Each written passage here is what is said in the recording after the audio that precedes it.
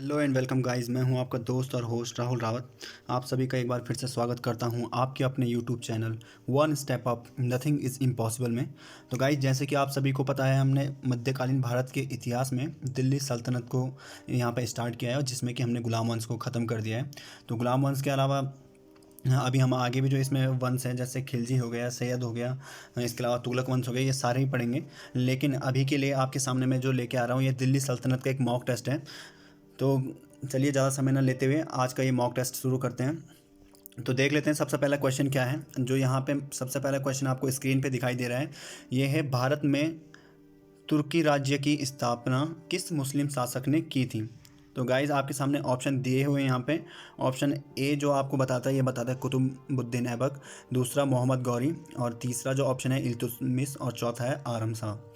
तो गाइज़, यहाँ पे इसका जो राइट आंसर हो जाएगा, ये हो जाएगा ऑप्शन ए, कुतुबुद्दीन ऐबक।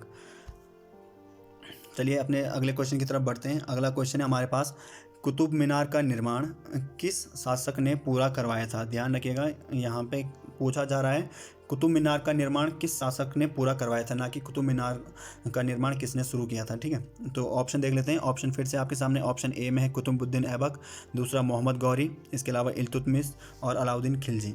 तो इसका जो राइट आंसर हो जाएगा, राइट आंसर होगा ऑप्शन सी, इल्तुतमिश के द्वारा ये पूरी करवाई गई थी, जबकि इसकी जो शुरुआत की थी ये कुतुबुद्दीन ऐबक ने की थी। तो ध्यान रखिएगा आपके। अगला क्वेश्चन देखते हैं। अगला क्वेश्चन है, ऐबक के द्वारा गुलाम वंश की स्थापना कब हुई थी। जैसे कि मैंने आपको बताया था, जब मोहम्मद गौरी यहाँ से चले जाते हैं, और तो उसके बाद कुतुबुद्दीन ऐबक कुछ टाइम तक उनके अंतर्गत ही यहाँ साम्राज्य चलाता है, लेकिन बाद में वह स्वयं एक अपने आप को स्वतंत्र राजा शुरू करता है और गुलाम वंश की स्थापना करता है। इसी क्रम में जो आपके पास ऑप्शन है 1200 और 1206, 1210। तो देख लेते हैं इनमें से सही ऑप्शन आंसर कौन सा होगा। जो सही आंसर होगा ये होगा आंसर ऑप्शन बी, 1206। 1206 में कुतुबुद्दीन ऐबक के द्वारा गुलाम वंश की स्थापना की थी। और अगर जो आपसे कभी एग्जैक्ट डेट पूछता है तो डेट याद रखेगा, 25 जुलाई। 25 जुलाई को कुतुबुद्दीन ऐबक के द्वारा 25 जुलाई 1206 में कुतुबुद्दीन ऐबक के द्वारा गुलाम वंश की स्थापना की गई थी। तो बढ़ते अपने नेक्स्ट क्वेश्चन की तरफ।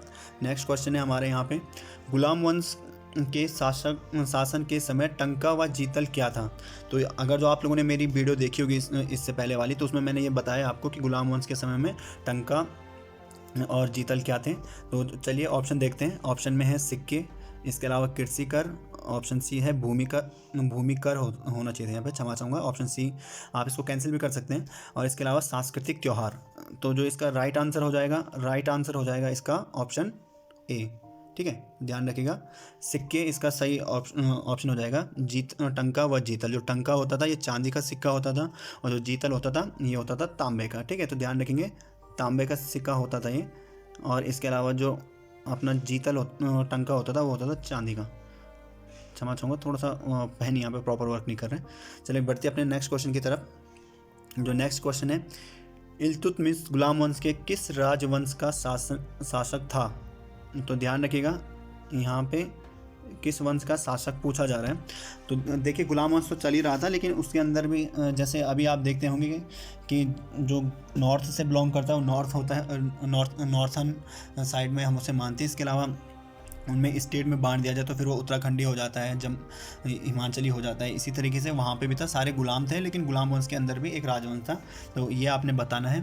ऑप्शन आपके सामने है। ऑप्शन है ए है आपके सामने कुतुबी राजवंश, दूसरा है शमसी, तीसरा है बलबनी, और चौथा है इनमें से कोई नहीं। तो गाइज, इसका सही आंसर हो जाएगा, ये हो जाएगा ऑप्शन बी, ये है शमसी राजवंश से यहाँ पे बिलोंग करते थे। इसके अलावा जो कुतुबुद्दीन ऐबक थे वो कुतुबी, और बलबन थे बलबनी। ठीक है, ये ध्यान रखिएगा आप। आगे बढ़ते हैं, अपना अगला क्वेश्चन देख लेते हैं। अगला क्वेश्चन है, तुर्क ए चहलगानी, या फिर जिसे आप दल चालीसा के नाम से भी जाना जाता है, का गठन किसने किया था। तो इसमें जो ऑप्शन है, ऑप्शन देख लेते हैं। ऑप्शन ए है आपके सामने बलबन, बी रजिया सुल्तान, सी है आपके सामने इल्तुतमिश, और डी है आरम शाह। तो यहाँ पे जो आपके सामने राइट आंसर हो जाएगा, ये हो जाएगा ऑप्शन सी, इल्तुतमिश। इसके अलावा बलबन की जो बात करें तो इन्होंने दल चालीसा को ख़त्म ही कर दिया था। ठीक है, तो अगर तो पूछा जाता है कि किस गुलाम वंश के शासक ने तुर्कान ए चहलगानी या फिर दल चालीसा को समाप्त किया? तो वो उसका सही आंसर हो जाएगा ऑप्शन ए बलबन। अगर जो क्वेश्चन ऐसा होता तो और पूछा जाता है तो आप बलबन कीजिएगा। और किसने निर्माण किया था? तो इल्तुतमिश ने किया था। इसमें 40 उनके जो मुख्य सरदार होते थे उस टाइम पे उनको रखा गया था। ठीक है, आइए अब बढ़ते हैं अपने नेक्स्ट क्वेश्चन की तरफ। तो जो नेक्स्ट क्वेश्चन है ये है, गुलाम वंश के किस शासक ने लौह एवं रक्त की नीति को अपनाया था? यह लोह एवं रक्त की नीति अपनाई थी। आपके सामने ऑप्शन दिए हैं बलबन, रजिया सुल्तान, इल्तुतमिश और आरम शाह। तो जो इसका राइट आंसर हो जाएगा दोस्तों ये हो जाएगा ऑप्शन ए बलबन। तो जान लेते हैं थोड़ा सा इसके बारे में। तो जो लोहे एवं रक्त की नीति थी, मैंने आपको वीडियो में भी बताया है कि बलबन के जितने भी विरोधी थे उसने उनको दबाने के लिए ये नीति का उपयोग किया था, जिसके तहत जो भी उसके अगेंस्ट में बोलता था उसको वो मौत की सज़ा सुना देता था वहाँ पे। तो नेक्स्ट क्वेश्चन देखते हैं। जो हमारा नेक्स्ट क्वेश्चन है यह है, बलबन के द्वारा शुरू किया गया त्यौहार नवरोज किस धर्म से संबंधित था? तो ध्यान रखिएगा, मैंने आपको पढ़ाया है। तो ऑप्शन देख लेते हैं। ऑप्शन में है अरबी, तुर्की, फारसी और ईसाई। तो इसका जो राइट आंसर हो जाएगा दोस्तों ये हो जाएगा ऑप्शन सी फारसी। इसके अलावा आप ध्यान रखिएगा, जो ये क्रम मैं आपको कराता जा रहा हूँ त्यौहारों का, त्यौहार, सिक्के, इसके अलावा जो भी उनकी शासकीय व्यवस्थाएं थी ये काफ़ी इंपॉर्टेंट होती हैं एग्ज़ाम में। इसके अलावा देखेंगे जो भी स्थापत्य एवं कला का उन क्षेत्र में उनका योगदान रहा है, मुग़लों का हो चाहे इसके पहले जो दिल्ली सल्तनत के राजा रहे हों उनका रहा हो, भारतीय इतिहास में पहले राजपूतों का इतिहास रहा हो, जो भी उनके माध्यम से इस तरीके से स्थापत्य एवं कला के कार्य करवाए गए थे, जो भी उनकी शासन प्रणाली थी, ये काफ़ी इंपॉर्टेंट होती है एग्ज़ाम पॉइंट ऑफ व्यू से। तो आप इसको ज़रूर याद रखिएगा। और ये मस्ट रीडिंग क्वेश्चंस होते हैं, ये मस्ट रीडिंग टॉपिक होते हैं आपके लिए, तो आपको इनको पढ़ना ही पढ़ना है। इसके अलावा जो अगला क्वेश्चन है वो देखते हैं इस सीरीज़ का। तो जो अगला क्वेश्चन है, कुव्वत उल इस्लाम मस्जिद का निर्माण किसने किया था? तो मैंने जैसे आपको बताया था स्थापत्य एवं कला का काफ़ी महत्वपूर्ण योगदान होता है, तो उसी से रिलेटेड एक क्वेश्चन है। ऑप्शन है आपके सामने कुतुबुद्दीन ऐबक, बलबन, इल्तुतमिश, इसके अलावा अलाउद्दीन खिलजी। तो दोस्तों जो इसका राइट आंसर हो जाएगा ये हो जाएगा ऑप्शन ए, ऐबक के द्वारा कुव्वत उल इस्लाम मस्जिद का निर्माण किया गया था और ये दिल्ली में करवाया गया था। तो मैं आपको एक थोड़ा सा जानकारी दे दूं कि लास्ट वीडियो में मैंने आपको ये क्लियर कराया था, बट उस टाइम मैंने आपके सामने ऑप्शन छोड़ दिया था कि पहली मस्जिद का। तो कई इतिहासकार मानते हैं कुव्वत उल इस्लाम जो थी वो भारत की पहली मस्जिद थी, लेकिन अगर जो आप हिस्ट्री उठा के देखेंगे प्रॉपर इंडिया की, तो उसमें जो भारत की पहली मस्जिद थी ये चेरामन जुमा मस्जिद थी, जो कि केरला में स्थापित की गई थी उस टाइम पे। तो ये आपको ध्यान रखना है, चेरामन जुमा मस्जिद, और ये कहाँ है? केरला में। अगर जो ऑप्शन में आपके पास आता है चेरामन जुमा मस्जिद तो आप उस पर टिक मार सकते हैं। इसके अलावा अगर जो नहीं आता है तब आप इसके साथ कुव्वत उल इस्लाम पे जाएंगे। तो जो अगला क्वेश्चन है वो देखते हैं, 10वां क्वेश्चन, और ये अंतिम क्वेश्चन रहेगा इस सीरीज़ का। तो 10वां क्वेश्चन कहता है, गुलाम वंश का अंतिम शासक कौन था? तो इसके ऑप्शन देखते हैं, नसरुद्दीन महमूद, शमसुद्दीन क्यूमर्स, इसके अलावा बहरम शाह और इसके अलावा फिरोज शाह। जो ऑप्शन डी है फिरोज शाह।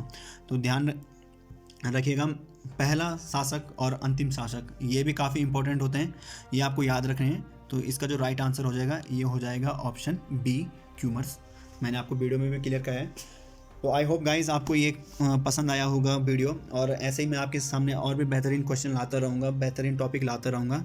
आपसे निवेदन है कि आप कृपया करके जो चैनल है इसको लाइक, शेयर और सब्सक्राइब जरूर कीजिएगा, और बेल आइकन प्रेस जरूर कीजिएगा, क्योंकि मैं डेली वीडियो अपलोड करता हूँ।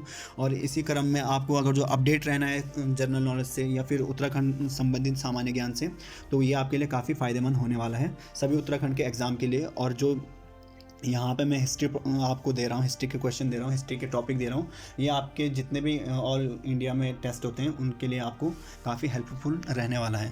तो आज का वीडियो यहीं पे समाप्त करते हैं। जय हिंद, जय भारत।